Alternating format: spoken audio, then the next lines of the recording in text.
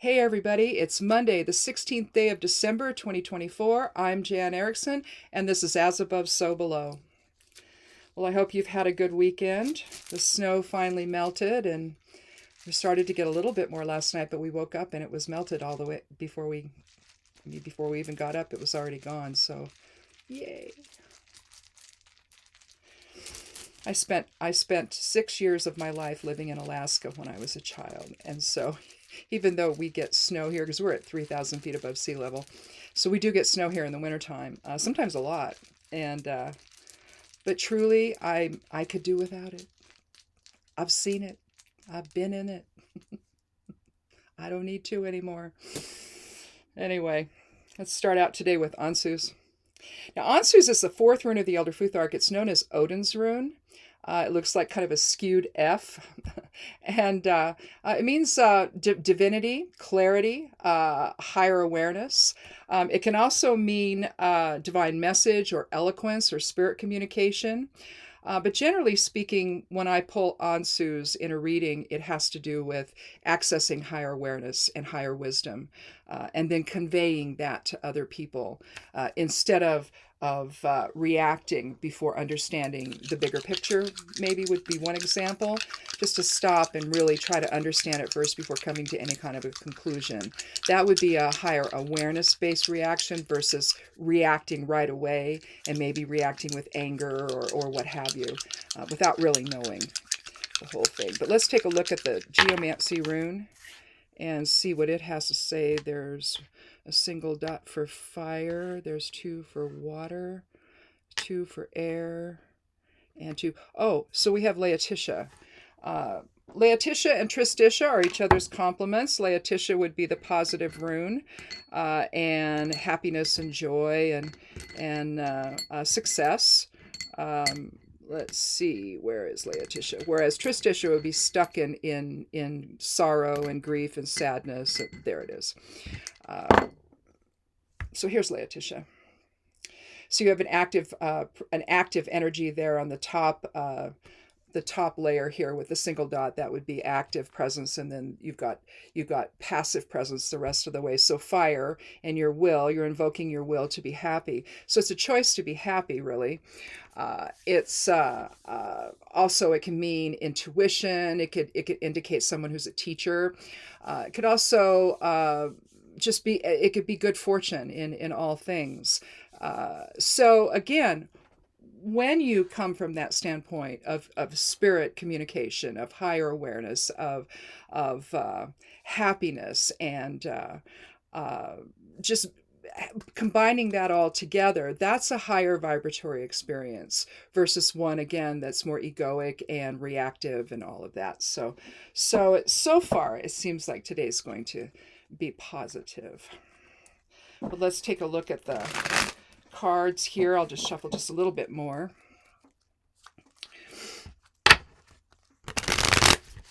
But again, Ansus is Odin's rune, and so right away, if you're looking at if you regard Odin as a god, which I don't, but if you do, then you have one of the old gods, basically.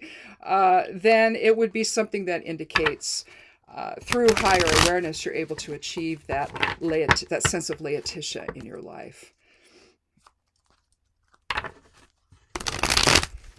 And let's face it, sometimes not reacting and waiting till you know more, that's a tough thing, isn't it? I know it is for me. It's like, oh, what's going on? And all too often you're going to find there's more to the story, which is what you really want to have here. Well, we have a run on Pentacles today. We have the 6 and the 4 and the 6. But we start out with Cups, which I think here you have intentional healing. You make the choice to heal. You make the choice to come into balance. The choice to love. And again, when you're expressing Ansus in your life, that's also a choice to acknowledge the spirit within, to not forget about it, to not forget that that's actually who you are in life. And here you see with the two is about balance. It's about love and unity and reciprocity and healing. And again, balance. I think I've said that enough, though. I think I've said that a couple of times. You have the winged lion up here and the caduceus here. And the caduceus, not only is this symbolizing healing, like in the medical field, but it's also the serpent that coils around the kundalini energy. Again, that you could say, in a sense, embodies Laetitia, because you're looking at that energy moving upward to the expression of will at the top of the rune there with the single dot, or the single point. But here with this, you see, one thing I've always thought was interesting about this, not only are they coming away from the home where there might have been some conflict, and they're stepping out over here beyond the dual line into another area where they can get away from where the drama was maybe, and then come back and intentionally come together for the purpose of healing whatever happened, right? They're holding their chalices out toward one another. She's standing perfectly still, though, where he's taking a step toward her and reaching one hand toward her. So even if you looked at this as a blending of, or a rebalancing of the masculine and feminine within, if it's not something between you and somebody else, maybe there needs to be some initiation from the masculine side or the projective side or the active presence to take that initiative to rebalance yourself in a way that is more equal, to where you're not overly passive and not overly active, not overly receptive, not overly projective, and find a better balance maybe. So it could be something internal. But on the other hand, if not, then it could indicate that there's been something that's happened with someone close to you, and someone needs to take the initiative, and maybe that's you. Or if you're the woman, then maybe the man, if there's a man involved, or more projective presence involved, maybe someone else will take that initiative today with you. So just keep all of that in mind, because I want to move on here to the pentacles. But you know what I forgot to do again? Let me do the numerology. We have 4 for Ansus. We have 2. We have 4. And we have 6. And you notice they're all even numbers here. So we have 16. And again, 1 and 6 is 7. So 7, again, is the number of observation, which works well with Ansus. It's the number of coming into balance, letting things settle out so that you understand the overall picture of something. And then you make the decision to heal. 2 is also about decisions. So either healing something that's without, in other words, between you and somebody else, or healing what's inside, and that balance within. Now, we've got a couple different types of expressions here with the 4 and the 6. But I like this progression of 2, 4, 6. Because it sort of indicates to me that I'm going to show these together. It indicates to me that something has to happen first before you start thinking about this card here. You know, some kind of healing or rebalancing has to take place. So maybe it has to do with money and how you either share money, or how you use money, or how you are, whether or not you're conservative with it, or whether you're a little loose with your money, and so you don't have enough you don't have enough at the end of the month, really, if you're living paycheck to paycheck, so you don't really know how to save it, or to be measured in your approach with money. But let's look at the 4. Here we have the King. Again, we have another, in fact, all 3 cards have this dual line where it shows, you see the dual line here, where the kingdom's back here and he's beyond it. Here you had the home is in the distance and they're beyond it. It's like that was then, this is now, or that's over there and now I'm over here. It's a different environment, basically. And so if you're coming back into balance with somebody, it could be something financial in nature that's been the problem. And maybe having a little more conservative approach with your money could be what is necessary. So maybe there was an argument between you and somebody else, or maybe you're spending too much money and you don't have enough to pay your bills, and so the argument is between you and a creditor maybe, or just making the realization within, I need to do something different with the money I have so that I can have a more comfortable and a lifestyle that is more dependable, more reliable, more secure. Because when you've got a run on Pentacles, there's maybe an issue of material security or how you're spending your money, essentially. And typically with the four is about foundation, it's about practicality, pragmatism, grounding, structure. And so here you see the king. He's away from the kingdom, and he's got one foot on each large coin. He's holding another one fast against him, and he's displaying one on top of his crown. So he's either somebody who's really proud of what he's got, or he's somebody that's miserly. But if you don't want to look at it like from a miserly standpoint, it could again be, especially if there was some conflict that needed resolution with the two, it could have to do with how you're managing your money and how you're doing that together, or how you're just doing it you're on your own, and whether or not you're able to do that successfully. And what he would be suggesting here is to have a little more inner authority about yourself, and to hang on to stuff a little more tightly, and not be not be the spendthrift, basically, not be the one who's out spending everything before the end of the month is there, and then you don't have any money at the end of the month for food or gas or what have you.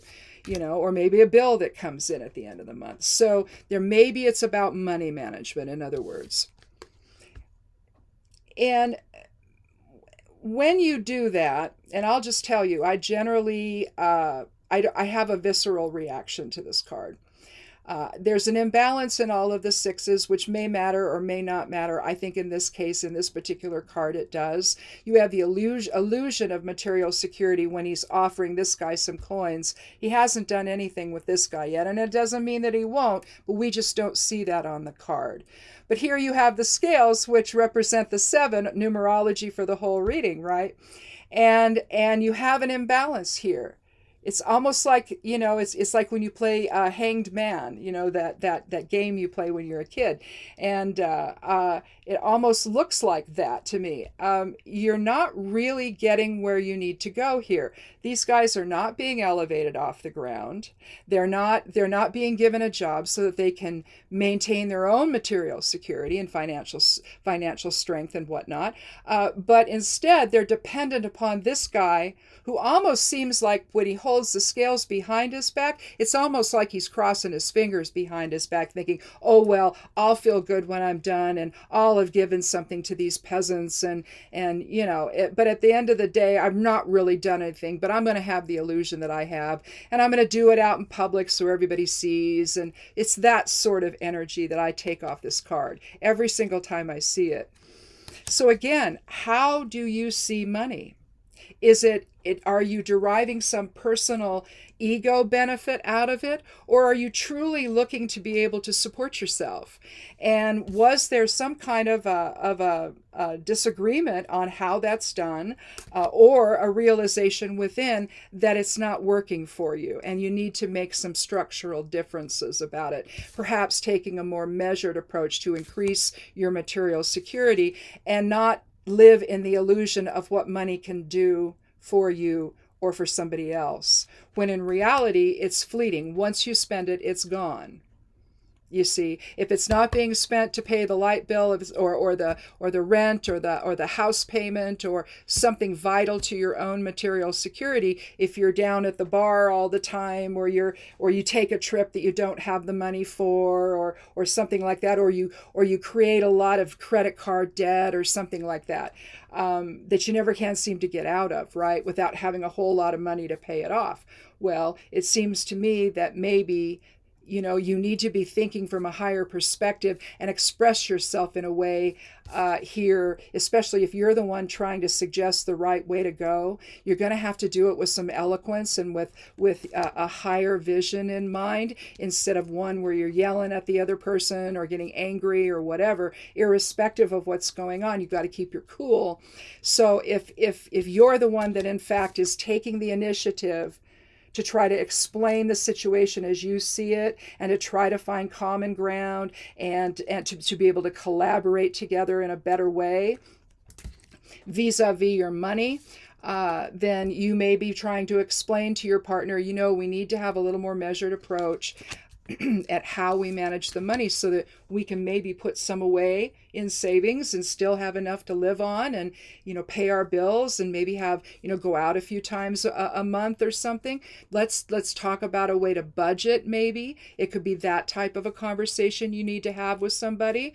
But I think that here, when you're being unrealistic with the six, what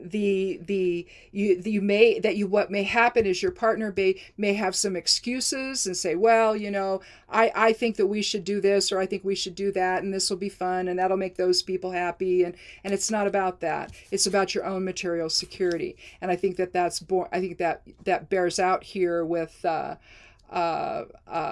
both cards from the suit of pentacles. And if you add 4 and 6 together, you get 10, reduces to 1. And so that's new beginnings and taking initiative and being motivated and taking a different path. So if you were to add those two together, you would see the numerology there. So I think that I don't think we need another card, but it just seems to me that in order to preserve the Laetitia, the happiness and success and all of that, there needs to be a conversation that clarifies what the expectations are between you and a partner, perhaps. If it's not something that's within and it's just you can do the same. But we'll say it's with a partner, and the partner needs to understand what is actually at stake and what the real money situation is. And I had a neighbor who did that with her daughter. Her daughter wanted to go buy these expensive jeans, and they had let's see, 3 kids, and they're all in high school age, junior high and high school age. So there was a lot of money going out on the 3 kids just for their own support, right? And she says, she said, here's the money we have, here are the bills we have. You go ahead and subtract all this and see what's left.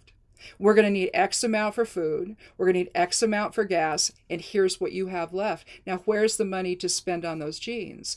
And when she laid that out for her, she understood. She could see it in black and white. She did the math, in other words.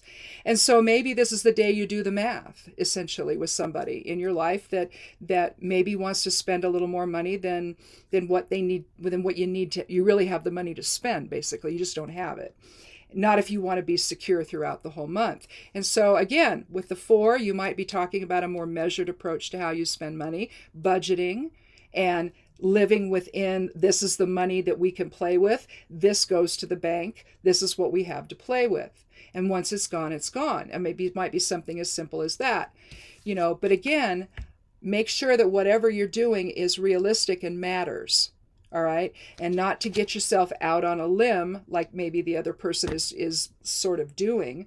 And that may be the kind of conversation you need to have here today. But again, you need to do it from a loving standpoint that we're going to solve this. This is going to be all worked out. It's all going to be fine. We're both going to make a commitment to it. We're going to see it from a higher perspective, instead of from the immediate needs of the ego trying to come in and say, well, no, I want that nice dress, or I want that, for me, it would be a purse. I want that nice handbag, right?